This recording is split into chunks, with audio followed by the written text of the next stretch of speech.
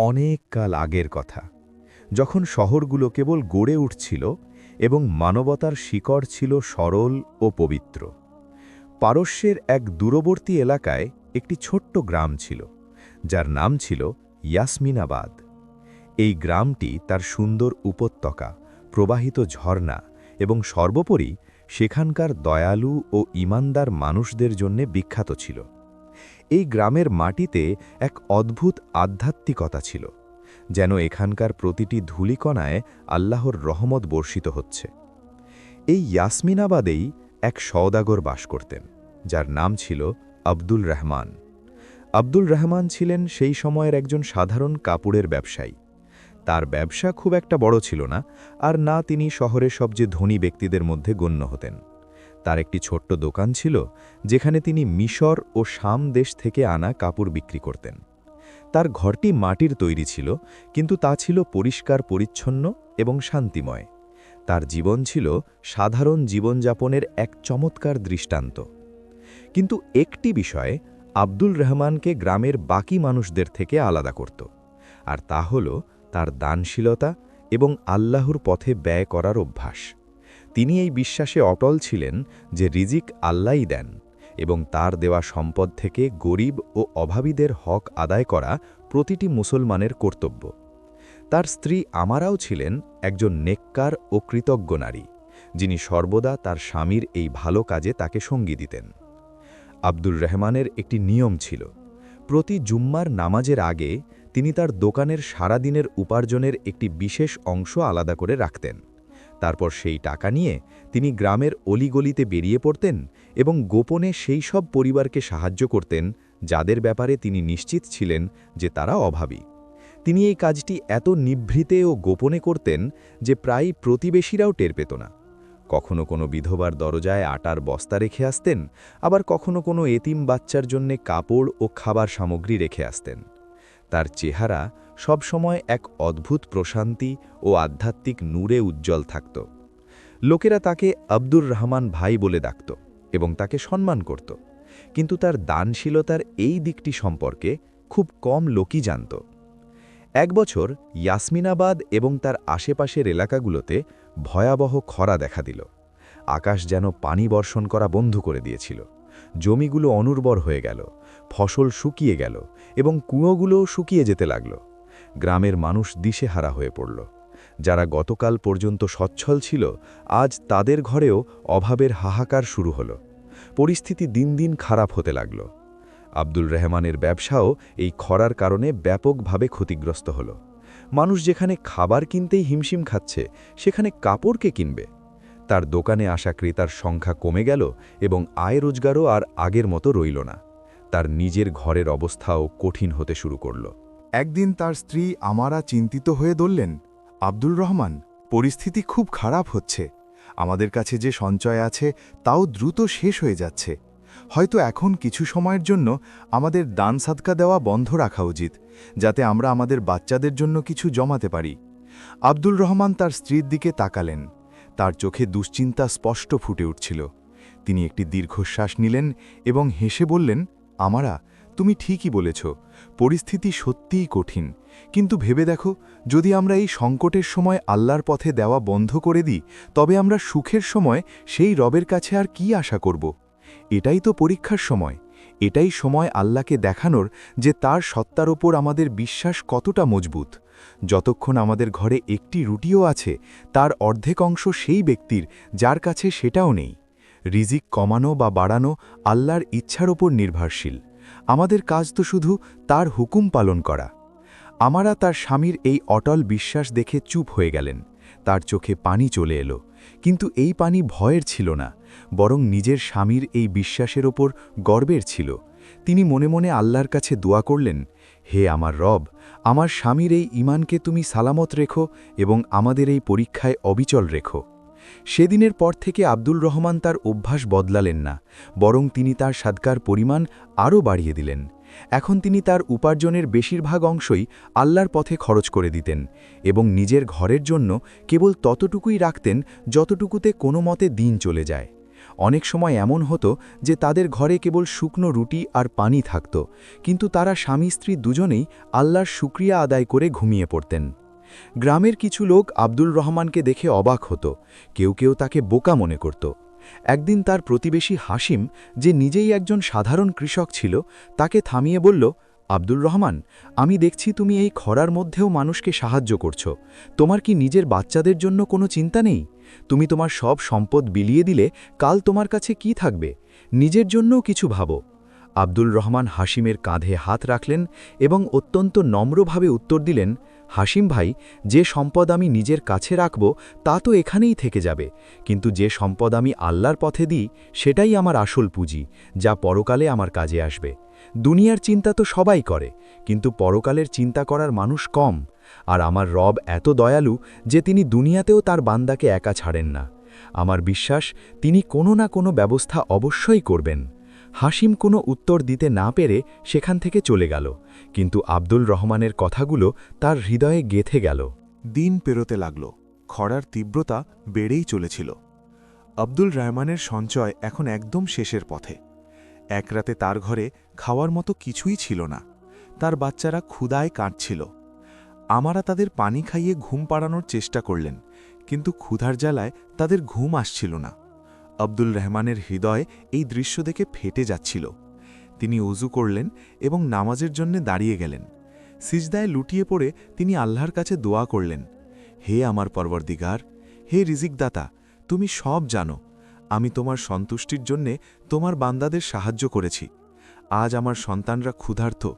আমি তোমার কাছে কোনো প্রশ্ন করছি না, কিন্তু তুমি তো অন্তরের খবর জানো। হে আমার মালিক, আমাকে সাহায্য করো। নিশ্চয়ই তুমিই সর্বোত্তম সাহায্যকারী।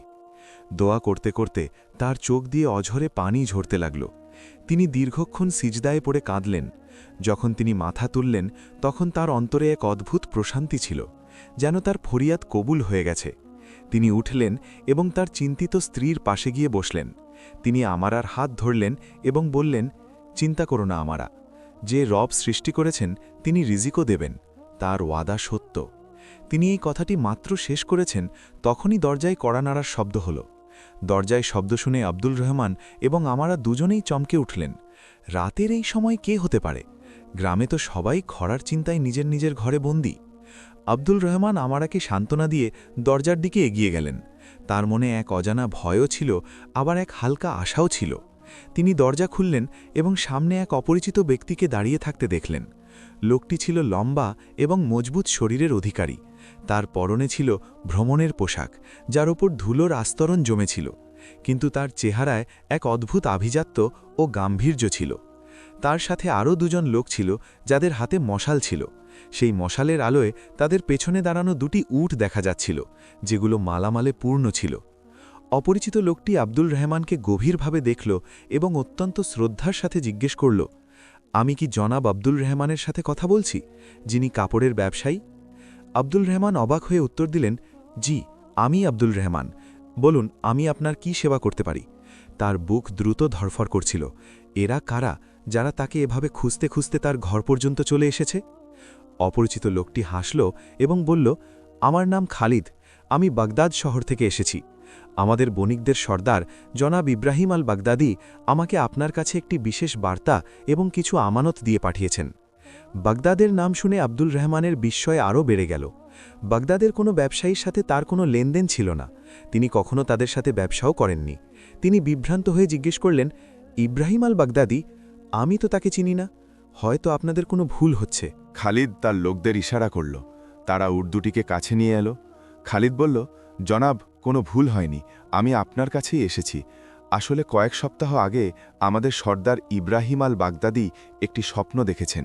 তিনি স্বপ্নে দেখেছেন যে পারস্যের একটি গ্রাম ইয়াসমিনাবাদে আব্দুর রহমান নামে আল্লাহর এক নেক বান্দা আছেন, যিনি খরার এই কঠিন সময়ও গোপনে আল্লাহর পথে দান করছেন, অথচ তার নিজের ঘরেই অভাব। স্বপ্নে তাকে জানানো হয়েছে যে এই ব্যক্তির দানশীলতা আল্লাহ তালার এত পছন্দ হয়েছে যে তার জন্য আকাশ থেকে রহমতের দরজা খুলে দেওয়া হয়েছে। আমাদের সর্দার এই স্বপ্নকে আল্লাহর ইশারা মনে করেছেন এবং আমাকে অবিলম্বে এখানে পাঠিয়েছেন। খালিদ এগিয়ে এসে একটি থলি আব্দুর রহমানের হাতে দিল। এই থলিতে 1000 স্বর্ণমুদ্রা আছে। এটি জনাব ইব্রাহিম আপনার জন্য উপহার হিসেবে পাঠিয়েছেন। আর এই যে 2টি উট মালামালে পূর্ণ, এগুলোতে গম, খেজুর এবং প্রয়োজনীয় অন্যান্য সামগ্রী আছে। তিনি বলেছেন, এর মধ্য থেকে আপনি আপনার প্রয়োজন মতো রাখবেন এবং বাকিটা গ্রামের অভাবী মানুষের মাঝে বিলিয়ে দেবেন। আব্দুর রহমানের হাতে স্বর্ণমুদ্রায় ভরা থলিটি কাঁপছিল। তার চোখ দিয়ে অঝরে পানি পড়তে লাগল। এ ছিল সেই পানি যা কৃতজ্ঞতা ও বিশ্বাসে পূর্ণ ছিল। তিনি আকাশের দিকে তাকালেন এবং মনে মনে তার রবের শুকরিয়া আদায় করলেন। তিনি কিছুক্ষণ আগেই তো সিজদায় পড়ে দোয়া করেছিলেন, আর তার দোয়া এমন শান ও মর্যাদার সাথে কবুল হল যা তিনি কখনো কল্পনাও করেননি। তার স্ত্রী আমারা, যিনি দরজার পাশে দাঁড়িয়ে সব শুনছিলেন, তিনি সেখানেই শুকরিয়ার সিজদায় লুটিয়ে পড়লেন। আব্দুর রহমান খালিদ এবং তার সঙ্গীদের ধন্যবাদ জানালেন এবং তাদের ভেতরে আসার অনুরোধ করলেন। তিনি বললেন, আপনারা দীর্ঘ পথ পাড়ি দিয়েছেন, আপনারা আমাদের মেহমান। কিন্তু খালিদ ক্ষমা চেয়ে বলল, আমাদের ফেরার তাড়া আছে। আমাদের সর্দার নির্দেশ দিয়েছিলেন আমানত পৌঁছে দিয়েই যেন অবিলম্বে ফিরে যাই। আমাদের দায়িত্ব এটুকুই ছিল। আল্লাহ আপনাকে এর উত্তম প্রতিদান দিন। কথা বলে খালিদ ও তার সঙ্গীরা সেখান থেকে বিদায় নিল এবং আব্দুর রহমানকে বিস্ময়, আনন্দ এবং ঈমানের এক নতুন আলোয় রেখে গেল। আব্দুর রহমান মালামালে পূর্ণ উটগুলো এবং স্বর্ণমুদ্রার দিকে তাকিয়ে রইলেন। তার নিজের চোখকে বিশ্বাস হচ্ছিল না, সবকিছু স্বপ্নের মতো মনে হচ্ছিল। আমারা চোখের পানি মুছতে মুছতে বললেন, আব্দুর রহমান, নিশ্চয়ই আল্লাহ তার ওয়াদা পূরণ করেন। আপনি ঠিকই বলেছিলেন, তিনি তার বান্দাদের কখনো একা ছাড়েন না। সে রাতে আব্দুর রহমানের বাচ্চারা অনেক দিন পর পেট ভরে খাবার খেল, কিন্তু আব্দুর রহমান সে রাতে কেবল খেজুর আর পানি খেয়েই কাটালেন। তিনি তার স্ত্রীকে বললেন, আমারা, এই সম্পদ আমার নয়, আল্লাহর আমানত। এর উপর সবার আগে সেই সব মানুষের অধিকার যারা এই মুহূর্তে আমাদের চেয়েও বেশি ক্ষুধার্ত। কাল সকাল হতেই আমরা এই মালামাল গ্রামবাসীদের মাঝে বিলিয়ে দেব। পরদিন সকালে ফজরের নামাজের পর আব্দুল রহমান গ্রামে ঘোষণা করে দিলেন, যার ঘরেই খাবার কিছু নেই সে যেন আমার ঘর থেকে এসে শস্য নিয়ে যায়। এই কথা শোনা মাত্রই গ্রামে আনন্দের ঢেউ খেলে গেল। লোকেরা অবাক হয়ে ভাবছিল যে আব্দুল রহমান, যার নিজের অবস্থাই এত খারাপ ছিল, সে হঠাৎ এত শস্য কোথা থেকে পেল। তার প্রতিবেশী হাসিমও দৌড়ে এলো। যখন সে আব্দুল রহমানের ঘরের বাইরে শস্যের স্তূপ এবং মানুষের ভিড় দেখল, সে হতভম্ব হয়ে গেল। সে আব্দুল রহমানকে জিজ্ঞেস করল, আব্দুল রহমান, এসব কি? কাল পর্যন্ত তো তোমার ঘরে অভাব ছিল, আজ এই সম্পদ কোথা থেকে এলো? আব্দুর রহমান হেসে সেই উত্তরটাই দিলেন যা তিনি আগে দিয়েছিলেন। হাসিম ভাই, আমি তোমাকে বলেছিলাম না যে আমার রব কোনো না কোনো ব্যবস্থা অবশ্যই করবেন? এসব তারই দয়া। আমি তো শুধু তার পথে সামান্য কিছু দিয়েছিলাম, তিনি আমাকে এত ফিরিয়ে দিয়েছেন যে এখন আমি পুরো গ্রামকে খাওয়াতে পারি। হাসিমের চোখে লজ্জা ও বিস্ময়ের মিশ্র অনুভূতি ছিল। তার আব্দুল রহমানের বলা সেই কথাটা মনে পড়ে গেল, যে মাল আমি নিজের কাছে রাখি তা তো এখানেই থেকে যাবে, কিন্তু যে মাল আমি আল্লাহর পথে দিই সেটাই আমার আসল পুঁজি। আজ সে এই কথার বাস্তব প্রমাণ নিজের চোখে দেখল। আব্দুল রহমান সারাটা দিন গ্রামের প্রতিটি অভাবী ঘরে শস্য ও খেজুর পৌঁছে দিলেন। তিনি নিজের জন্য কেবল ততটুকুই রাখলেন যতটুকু একজন সাধারণ গ্রামবাসীর ভাগে পড়েছিল। তিনি স্বর্ণমুদ্রাগুলোকেও আল্লাহর আমানত মনে করলেন। সেই মুদ্রা দিয়ে তিনি গ্রামের ঋণগ্রস্ত মানুষের ঋণ শোধ করলেন, বিধবাদের জন্য মাসিক ভাতার ব্যবস্থা করলেন এবং গ্রামের যে কুয়োটি শুকিয়ে গিয়েছিল তা আরও গভীর করার কাজ শুরু করিয়ে দিলেন, যাতে পানির অভাব দূর হয়। দেখতে দেখতে আব্দুল রহমানের বরকতে পুরো ইয়াসমিনাবাদের ভাগ্য বদলাতে শুরু করল। যে গ্রামে গতকাল পর্যন্ত হতাশা আর ক্ষুধার অন্ধকার ছিল, আজ সেখানে আশা ও কৃতজ্ঞতার আলো ছড়িয়ে পড়েছে। লোকেরা আব্দুল রহমানকে শুধু একজন ব্যবসায়ী নয়, বরং আল্লাহর পাঠানো এক ফেরেশতা মনে করতে লাগল। কিন্তু আব্দুল রহমানের মনে বিন্দু মাত্র অহংকার বা গর্ব এলো না। তিনি আগের মতোই সাধারণ ও বিনয়ী ছিলেন এবং প্রতিটি কাজের পর আল্লাহর শুকরিয়া আদায় করতেন। তবে গল্প এখানেই শেষ নয়। আল্লাহর পক্ষ থেকে আব্দুল রহমানের ঈমানের আরও একটি পরীক্ষা বাকি ছিল, এমন এক পরীক্ষা যা তার দানশীলতা ও বিশ্বাসকে আরও উচ্চ মর্যাদায় নিয়ে যাবে। ইয়াসমিনাবাদের পরিবেশ এখন বদলে গিয়েছিল। আব্দুল রহমানের আনা সম্পদ এবং তার বুদ্ধিমত্তার সাথে করা বন্টন গ্রাম থেকে খরার মেঘ দূর করে দিয়েছিল। শুকনো কুয়া গভীর করার কাজ জোর কদমে চলছিল এবং মানুষের ঘরে আবার চুলা জ্বলতে শুরু করেছিল। আব্দুল রহমান সেই স্বর্ণ মুদ্রাগুলো শুধু মানুষের মাঝে বিলিয়ে দেননি, বরং তাদের একটি স্থায়ী সমাধান দেওয়ার চেষ্টা করেছিলেন। তিনি গ্রামের কৃষকদের উন্নত মানের বীজ কিনে দিয়েছিলেন এবং কিছু টাকা আলাদা রেখেছিলেন যাতে ফসল না ওঠা পর্যন্ত কারো সমস্যা না হয়। তার নিজের কাপড়ের ব্যবসাও এখন আগের চেয়ে ভালো চলতে শুরু করেছিল। খরার সময় তার দানশীলতা ও সততার গল্প আশেপাশের শহর ও গ্রামগুলোতে ছড়িয়ে পড়েছিল। মানুষ এখন বিশেষ করে তার কাছে কাপড় কিনতে আসত এই বিশ্বাস নিয়ে যে তিনি একজন নেক ও সৎ ব্যবসায়ী। তার দোকানের বরকতের অবস্থা এমন ছিল যে অল্প মালামালেও তার এত লাভ হতো যা আগে কখনো হয়নি। আল্লাহ তার সম্পদে এমন বরকত দিয়েছিলেন যে তিনি যত খরচ করতেন সম্পদ তার চেয়ে কয়েক গুণ বেড়ে যেত। কিন্তু মানুষের স্বভাব বড়ই অদ্ভুত। যেখানে নেকি ও ভালো কাজ থাকে সেখানে হিংসা ও বিদ্বেষও মাথাচাড়া দিয়ে ওঠে। গ্রামে কাসিম নামে আরেকজন ব্যবসায়ী ছিল। কাসিম ছিল একজন বড় সওদাগর এবং খরার আগে গ্রামের সবচেয়ে ধনী ব্যক্তিদের মধ্যে গণ্য হতো। সে সবসময় আব্দুল রহমানকে নিজের চেয়ে নিচু মনে করত।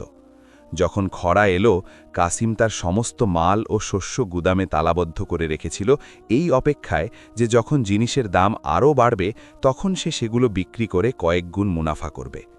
সে কোনো একজন অভাবী মানুষকেও সাহায্য করেনি।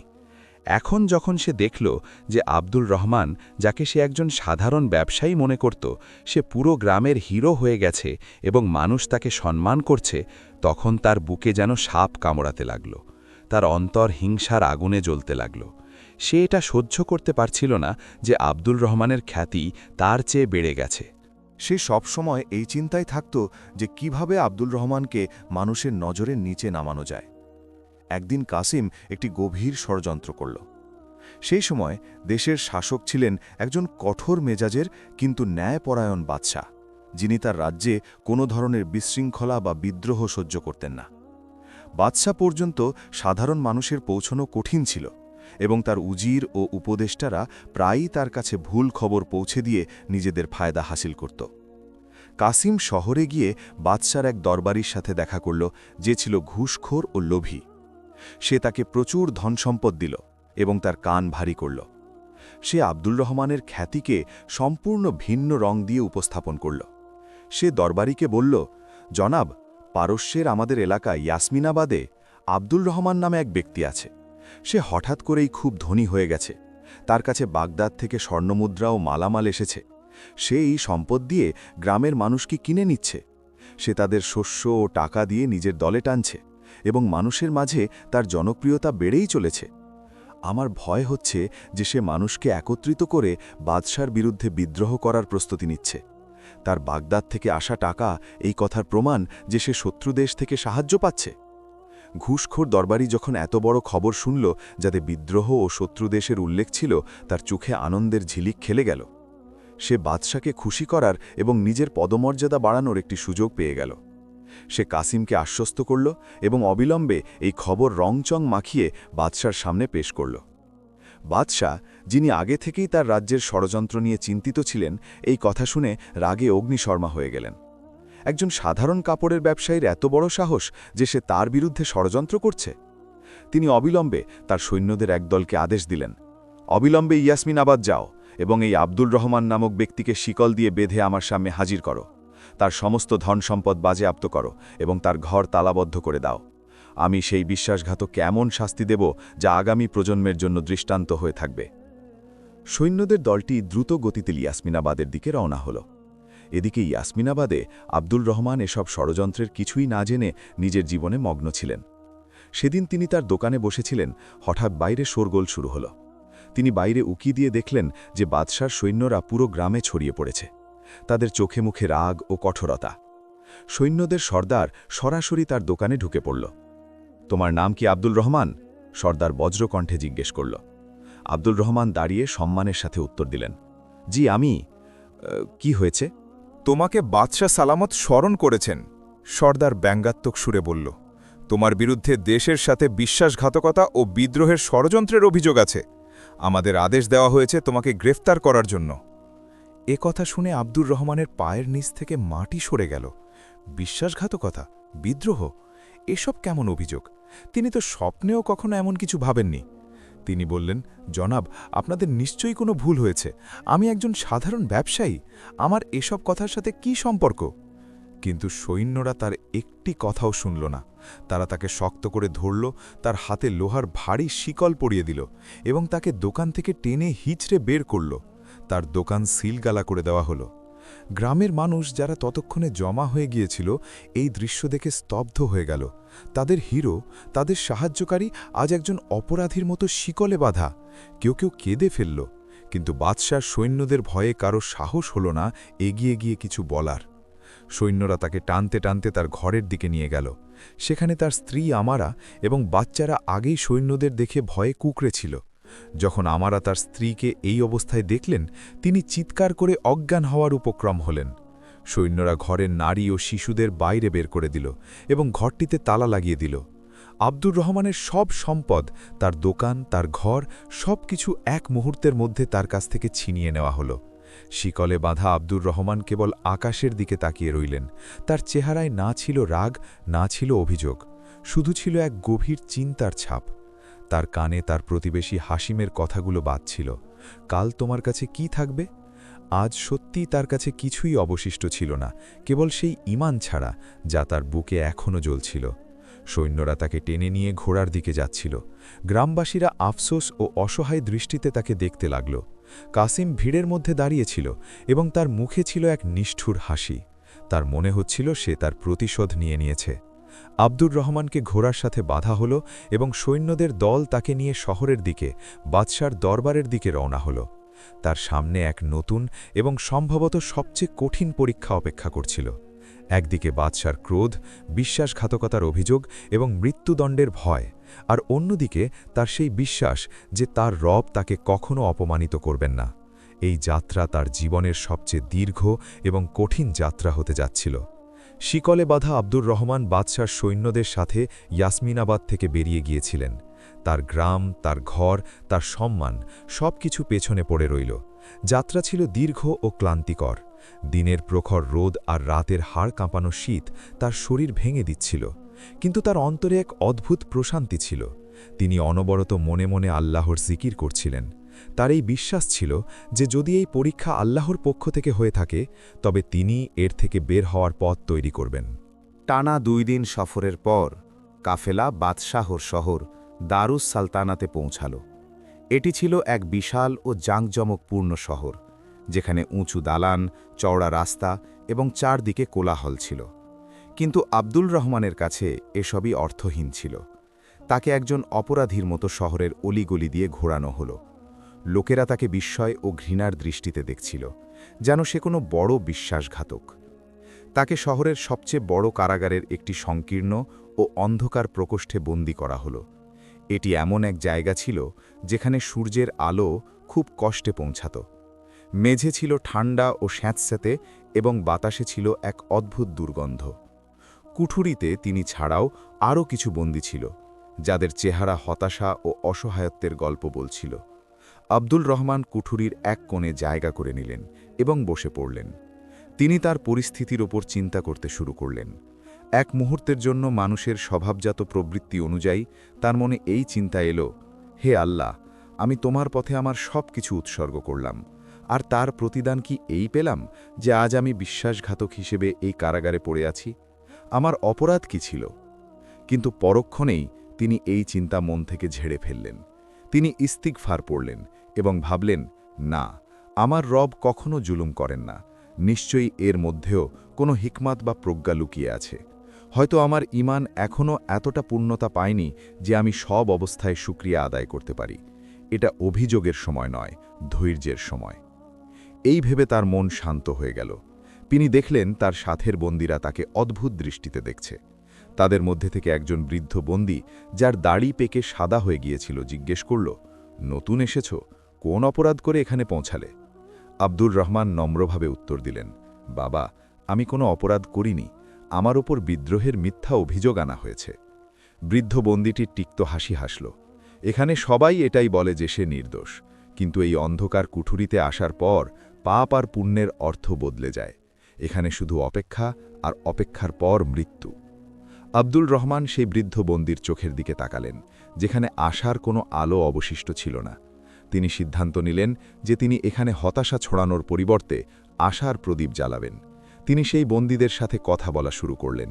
তিনি তাদের আল্লাহর রহমতের গল্প শোনাতেন, নবীদের ধৈর্যের ঘটনা বলতেন এবং তাদের বোঝাতেন যে দুনিয়ার এই বন্দিদশা ক্ষণস্থায়ী, আর আসল মুক্তি হল আত্মার মুক্তি। কারাগারের দারোগা, যার নাম ছিল ফিরোজ, সে ছিল এক পাষাণ ও কঠোর হৃদয়ের মানুষ। বন্দীদের ওপর অত্যাচার করতে সে মজা পেত। যখন সে দেখল যে একজন নতুন বন্দী অন্য বন্দীদের প্রভাবিত করার চেষ্টা করছে, তখন তার খুব রাগ হল। সে আব্দুল রহমানকে নিজের কাছে ডেকে পাঠাল। শুনেছি তুমি এখানে পীর মুর্শিদ হওয়ার চেষ্টা করছ, ফিরোজ রাগত স্বরে বলল। এটা কারাগার, কোনো খানখা বা দরবার নয়। নিজের এই ভাষণ বন্ধ করো, নইলে আমি তোমার জিভ টেনে ছিঁড়ে ফেলব। আব্দুল রহমান অত্যন্ত শান্তভাবে উত্তর দিলেন, জনাব, আমি তো কেবল নিজের এবং এই ভাইদের মনে সান্ত্বনা দিচ্ছিলাম।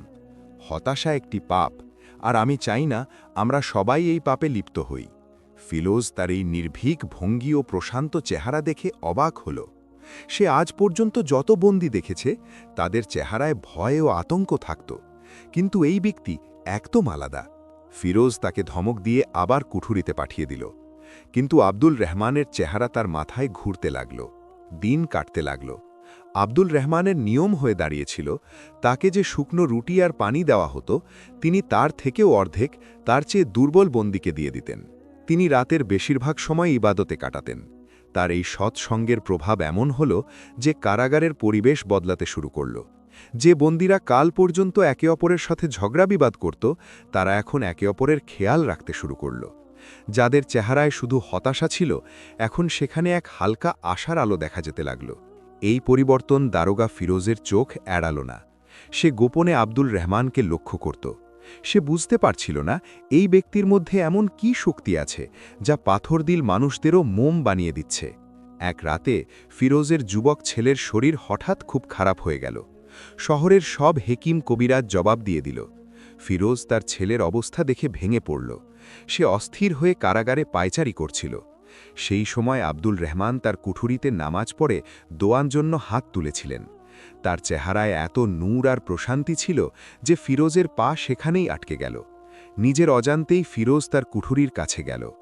যখন আব্দুল রহমান দোয়া শেষ করলেন, তখন ফিরোজ কেঁদে বলল, আব্দুল রহমান, তুমি যে রবের ইবাদত করো, তিনি কি আমার সাহায্য করতে পারেন? আমার ছেলে মারা যাচ্ছে। আব্দুর রহমান তার দিকে তাকালেন।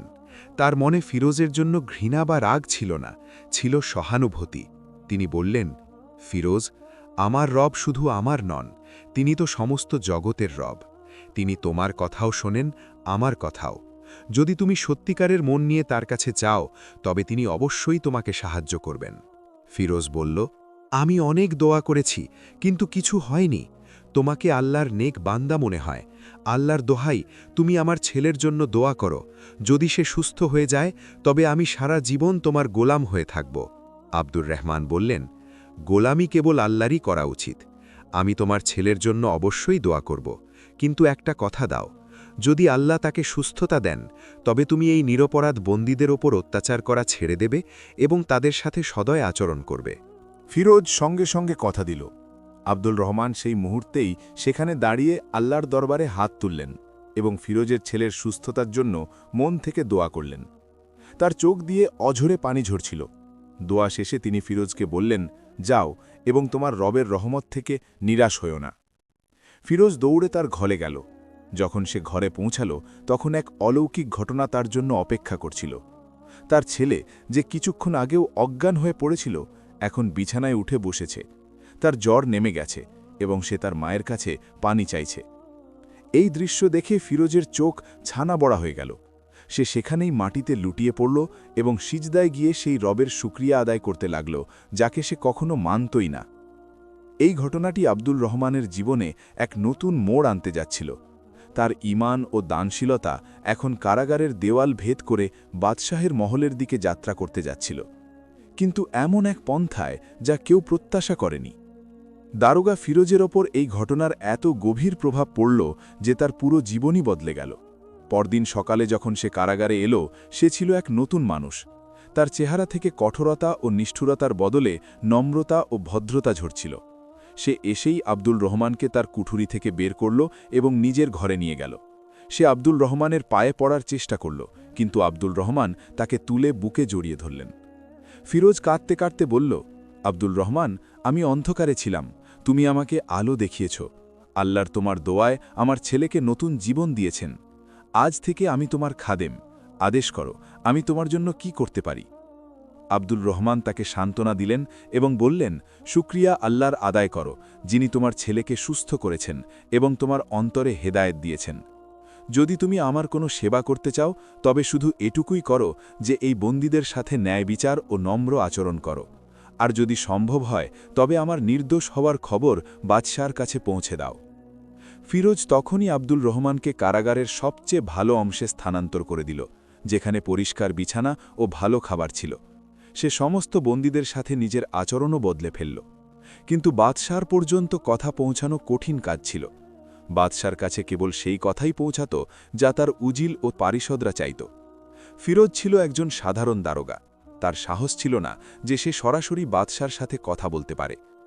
ইতিমধ্যে বাদশাহ আব্দুল রহমানের মামলার শুনানির আদেশ দিলেন। তাকে শিকল পরিয়ে দরবারে হাজির করা হল। দরবার ছিল বিশাল জাঁকজমকপূর্ণ। চারিদিকে ধনী উজির ও দরবারীরা তাদের শান শৌকত নিয়ে বসেছিল।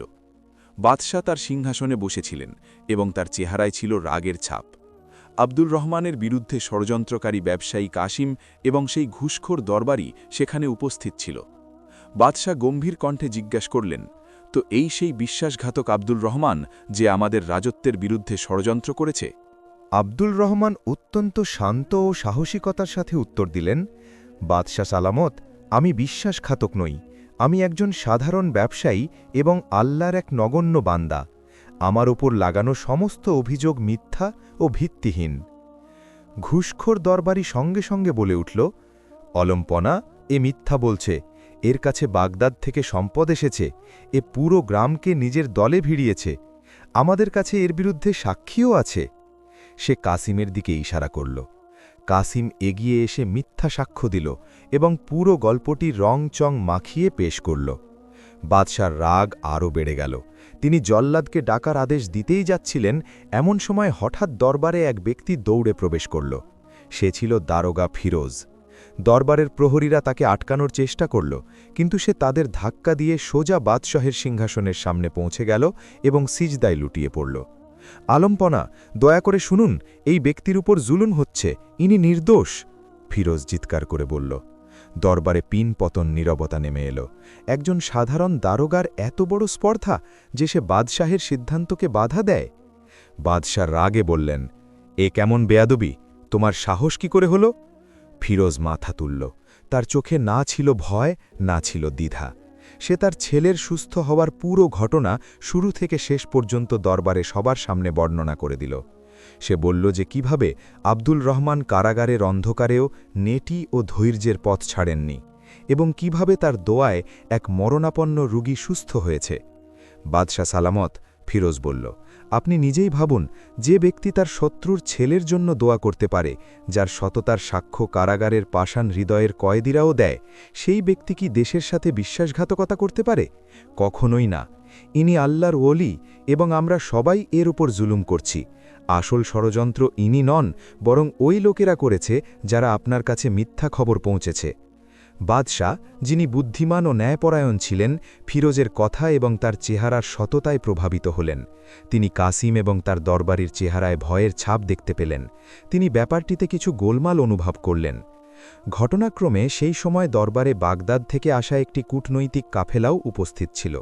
যখন তারা ইয়াসমিনাবাদ, আব্দুল রহমান এবং ইব্রাহিম আল বাগদাদির নাম শুনল, তখন তাদের সর্দার এগিয়ে এলো। সে বাদশাহের অনুমতি নিয়ে বলল, আলম্পনা, আমরা এই ব্যক্তিকে চিনি। আমাদের শহরের প্রধান ব্যবসায়ী জনাব ইব্রাহিম আল বাগদাদি এই নেক মানুষের জন্য উপহার পাঠিয়েছিলেন, কারণ আল্লাহ তাকে স্বপ্নে এর দানশীলতার ব্যাপারে জানিয়েছিলেন। এর সাথে কোনো শত্রু দেশ বা ষড়যন্ত্রের কোনো সম্পর্ক নেই। ইনি তো আগাগোড়া একজন নেক ও পরেজগার মানুষ। এখন পুরো বিষয়টি আয়নার মতো পরিষ্কার হয়ে গেল। বাদশাহ নিজের ভুল বুঝতে পারলেন। তার চেহারা লজ্জা ও রাগে লাল হয়ে গেল। তিনি অবিলম্বে আদেশ দিলেন, আব্দুর রহমানের শিকল খুলে দেওয়া হোক এবং তাকে সম্মানের সাথে আমাদের কাছে আনা হোক। তারপর তিনি কাসিম ও ঘুষখোর দরবারের দিকে ইশারা করলেন, এই দুই মিথ্যাবাদী ও ফাসাদ সৃষ্টিকারীকে গ্রেফতার করো। এদের সেই একই কারাগারে নিক্ষেপ করো যেখানে এই নির্দোষ ব্যক্তিকে রাখা হয়েছিল। এদের সমস্ত সম্পদ বাজেয়াপ্ত করে আব্দুর রহমানের হাতে তুলে দেওয়া হোক। বাদশাহ সিংহাসন থেকে উঠে নিজেই আব্দুর রহমানের কাছে এলেন এবং তার কাছে ক্ষমা চাইলেন। হে আল্লাহর নেক বান্দা, আমাদের ভুল হয়েছে। আমরা যাচাই না করেই তোমাকে কষ্ট দিয়েছি, আমাকে ক্ষমা করে দাও।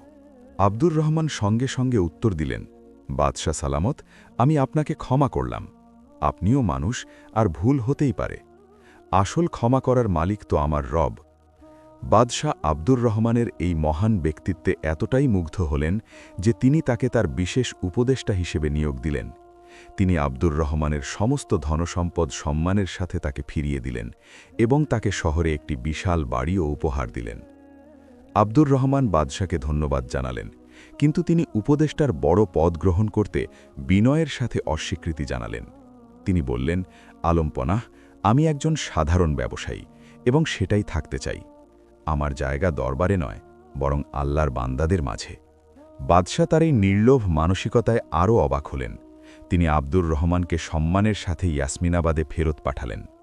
যখন আব্দুর রহমান তার গ্রামে ফিরে এলেন, তখন পুরো গ্রাম তাকে এমনভাবে স্বাগত জানাল যেন কোনো বাদশাহ ফিরে এসেছেন। তার স্ত্রী আমারা এবং বাচ্চারা তার সাথে দেখা করে খুশিতে কেঁদে ফেলল। আব্দুর রহমান তার বাকি জীবন আগের মতোই সাধারণ জীবনযাপন, ইবাদত এবং আল্লাহর পথে ব্যয়ের মধ্য দিয়ে কাটালেন। কিন্তু এখন তার দানশীলতার বরকত শুধু ইয়াসমিনাবাদ পর্যন্ত সীমাবদ্ধ ছিল না, বরং পুরো রাজ্যে ছড়িয়ে পড়েছিল। বাদশাহ সময় সময় তাকে পরামর্শের জন্য ডাকতেন। তার সম্পদে আল্লাহ এত বরকত দিয়েছিলেন যে তিনি মানুষের সাহায্য করেই যেতেন, তবুও তার সম্পদ কখনো কমত না। আর এভাবেই এক ছোট ব্যবসায়ী তার সত্য ঈমান, ধৈর্য ও সদকার বরকতে কেবল দুনিয়ার প্রতিটি পরীক্ষাই সফল হননি, বরং তিনি এটাও প্রমাণ করে দিলেন যে যে আল্লাহর পথে দান করে, আল্লাহ তার নাম নিশানা কখনো মুছে দেন না, বরং তাকে এমন সম্মান ও বরকত দান করেন যা মানুষ কল্পনাও করতে পারে না।